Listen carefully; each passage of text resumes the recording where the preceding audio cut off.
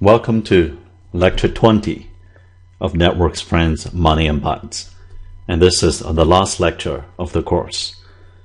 We're going to talk about something that we touched upon a few times in the course, but did not have the time to go through more detail, and that is on the subject of fairness. Now, fairness is an important metric in both social, economic kind of network as well as technological networks. So now that we're into the very last lecture of the course, we're going to spend an hour or so to look at quantification of this notion of fairness. I just want to highlight that when we talk about fairness today, we're talking about fairness of resource allocation or performance allocation. We're not talking about the fairness of liberty or rights. Okay, the discussion around those issues will be quite different. All right, what is fair? Now, this question has been studied so many times in so many different subjects. Let's start out with some basic thinking around this question. First of all, is equality of performance and resource allocation fairness? Now, of course, equality would be an interesting and intuitive way to quantify fairness. But this view of equality means fairness is very problematic. For example, suppose I have to choose between an allocation of 1 megabit per second and 1 megabit per second between two iPad users versus one between 100 and 101 megabit per second between two users. Now, which one would you prefer? Which one would you think is more fair? Clearly, this one is equal allocation. This one is actually slight deviation from equal allocation. If I plot this on a chart between the two users' rate, one would be here, another would be, this is the 45-degree line, another would be like just a little above it. Even though this one does not lie on the 45-degree line, almost all people will still prefer this and think that this is a better point. Okay? So clearly, when we say that a more fair point is actually a worse point, that doesn't give the word fair a very useful interpretation. So if we say this one is more fair than this, that means we somehow have taken into account some notion of efficiency.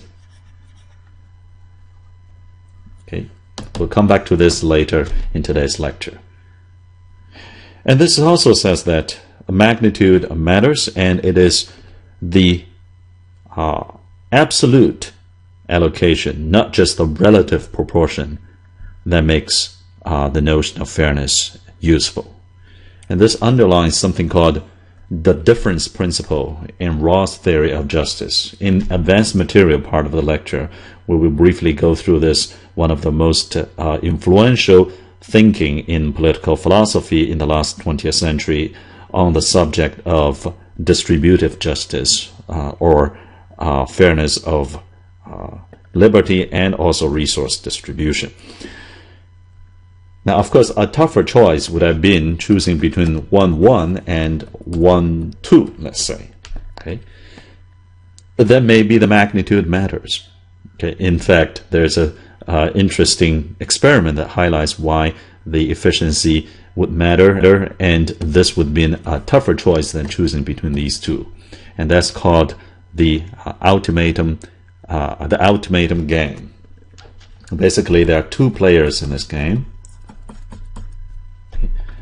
And one player will be able to issue the following. It says that here's $1, okay, that just drops from the sky on our laps. And I can decide how to allocate this $1 between the two of us. And I'll keep X, and then you then have 1 minus X. Now, this may remind you of the framework of negotiation based on bargaining theory by Rubinstein back in lecture 5. But in this case, the choices are actually much sharper. If I propose X and you get 1 minus x, then you can only have two choices. A, you accept it as is, or B, you reject it, in which case the game is over. Okay, there is no further iterative rounds. You will get nothing and I will get nothing.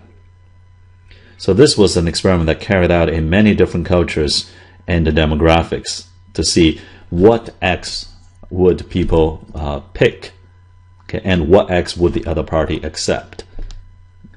And it turns out that out of the many interesting implications, one is that the magnitude matters. Whether this is dividing $1 or $1 billion makes a significant difference. Okay. All right, so this is the first thinking aloud of this fairness notion. Okay, is equality fairness? And probably not. If not, how do we understand the impact of magnitude? How do we understand the trade-off between everybody much wealthier, except some are more wealthy than others, versus everybody starve to death, and that would be very equal as people all starve to death. Now, another way to think about this is to think about the different contributions as well as different needs by different people in this network. Okay, whether it's a socioeconomic network or technological network. For example, if this ISP glues together the rest of the internet, okay, maybe this is a very important node, a very important link, its contribution is significant. Okay, we may or may not appreciate how much more contribution it is, but by some centrality measure, for example, this might be 10 times more important than the others. So maybe this ISP deserves a higher allocation of resources. And some people have more needs than others too. Okay. So how do we think about that issue? Shall we give it to the more capable contributing users? Shall we give it more needy users? And a good way to think about this is in a course. Okay, suppose in this course I'm going to assign the grade, that is B grade, to all students. Doesn't matter who you are, what you did not do, B grade for everyone. Okay. So rather than differentiating into, say, 2 students get A plus, and then 98 students would then get somewhere between A and D, okay, including quite a bunch in D, and maybe even a few getting an F grade, I'll say, well, let's just be kind and generous. How about let's give B grade to everyone?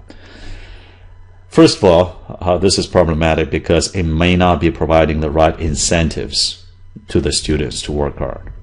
And second, this is hardly a fair allocation of grades. As most people agree, even those who are getting a bump from D to B, they would think that, hey, I just got an unfair B grade. Because somehow it does not reflect that grades should be different depending on the performance. I shouldn't ask A plus students to subsidize my grades. And third, this problem assumes that I can assign as many B grades as I want, but often in a system, in a network, you have a total resource constraints. There's only that many B grades you can assign without violating those constraints.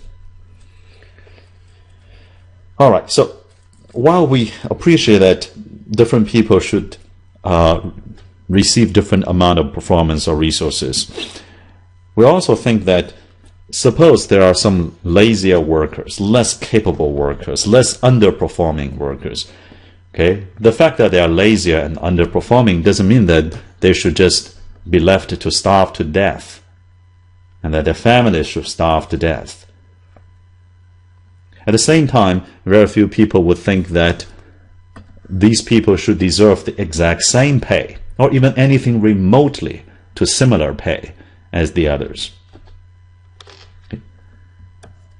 So if I play basketball, I probably shouldn't be getting the same pay as Michael Jordan, even though Michael Jordan, some people may view as getting a ridiculous, unreasonably unjustified high pay. But who will say, well, he's that much better than many of us. So now the question is, most people would agree that just because they don't perform as much as the others, they shouldn't be left to death. At the same time, they shouldn't be getting the same as everyone else. Now, the question is, how much then should they get? Most people say, well, they should get at least the basics. For example, a very basic amount of food and shelter. Now, how much is basic amount of food and shelter? Is an annual vacation to the Bahamas part of a basic package? That means we have to somehow quantify. Because arguing with English usually lead to nothing, as we do not even agree on the scale of measurement. So how can we quantify the notion of fairness? Now, there are quite a few different dimensions. For example, procedural fairness. Too often, the word fairness has been used as a disguise to take away rights and liberty. And too often, the output, whether it's fair or not, viewed by somebody, comes from a procedure that is not. Okay. So in legal study, in political science, people study procedural fairness a lot. Now, we unfortunately will not have time to talk about that, even though that, I guess, is way more important than whatever we will be talking about. Okay. Then there are studies in a lot of fields looking at different metrics, okay, to measure a given vector. I give you a vector of allocation, okay, for example 1 1, okay, or 1 2 3 between 3 people, or 1 10 100 between 3 people, okay, and I ask you to give me some metrics to measure it. And this has been done in quite a few different ways. Okay, and we will be taking this viewpoint. Okay, and C is that, as we mentioned, there's also the notion of bargaining and fairness in bargaining. Okay. And D, there are viewpoints on a certain kind of games, like the ultimatum game I mentioned, like the divide and dollar game. Okay, like the extensions of fair cake cutting. We'll mention some of these in the homework problem, but we won't be going through this in detail during the lecture. Okay, so today we're going to just focus on a particular angle. That is, if you give me a vector, I would like to turn it into a scalar. Now, there's no shortage of metrics to do exactly that. In fact, if you look at different existing notions, some would say this vector will give me a scalar of 0.33. Some say it will give me a vector of 0.86. This will turn into 0.01 or 0.41. These are not made up numbers. They're actually what different metrics would map these two vectors into. Okay. So even efficiency aside, this one clearly gives more absolute value to everyone. Even ignoring that fact, just look at the relative representation of the three users here. People probably agree that this is more fair than this if you ignore efficiency. But how much more fair than this? And therefore, is it worth the sacrifice in efficiency? That is clearly not understood. If I just compare this versus this, it's 33 times more fair. But if I compare this with this, then it's only twice more fair. And indeed, there are many such so-called diversity indices in statistics, in sociology, in computer science. For example, if I look at the ratio between the smallest and largest entry, that is one case, okay? The ratio between the smallest and largest, the spread. Or I can look at a little bit more sophisticated, like entropy function. It's used to measure the amount of uncertainty, but also can be used to measure the amount of variance. Well, speaking of variance, how about the standard deviation, or maybe the second order moment of this vector, okay, normalized. And that's called the Jenks index in certain networking literature. Okay. A lot of these try to normalize it so that you're going to map whatever vector into a number in the range between 0 and 1, where 1 means most fair. Okay. Now, we have seen another related but subtly different approach, where we provide an objective function to an optimization problem and then try to understand what is the resulting optimizer's property. For example, alpha fair utility function. Okay, utility parameterized by the parameter alpha between 0 and infinity says that I'm going to look at 1 minus alpha. This function if alpha is not 1, and by L'Hopital's rule, this function if alpha is 1. Okay? If I maximize a summation of these utility functions, I got a utility function for the entire vector, and the resulting maximizer x star satisfy so-called the alpha fair notion, including proportional fair that we talked about when alpha is 1, including max min fair that says you cannot make one user's rate higher or resource higher without making someone who's already getting a smaller amount of resource get even smaller resource. Okay, that's called the max min fair, which happens as alpha becomes very large, goes to infinity. Okay, these two are special cases. As you can see already, these two different approaches, a normalized diversity index and an alpha fair objective function, are actually different. Right? For example, the treatment of efficiency is different. For alpha fair utility maximization, efficiency is implicitly embedded in it. But scale invariant normalized index is not affected by the magnitude often. Okay, so 1, 1 vector is the same as 100, 100 vector. Can these two approaches be unified? And can more approaches be discovered? In fact, how many more approaches are there? Well, let's try something that we saw back in lecture 6 when we talked about the axiomatic construction of a voting theory and of bargaining theory. So back then, we looked at the axiomatics, a treatment of Arrow's impossibility theorem, as well as the axiomatic treatment of bargaining by Nash in the advanced material part of the lecture. Okay, so in one case, a set of axioms that led to impossibility result, and in another case led to a unique possibility result. So what kind of axioms are we talking about here? We will see that in the advanced material of this lecture, the axiom of continuity,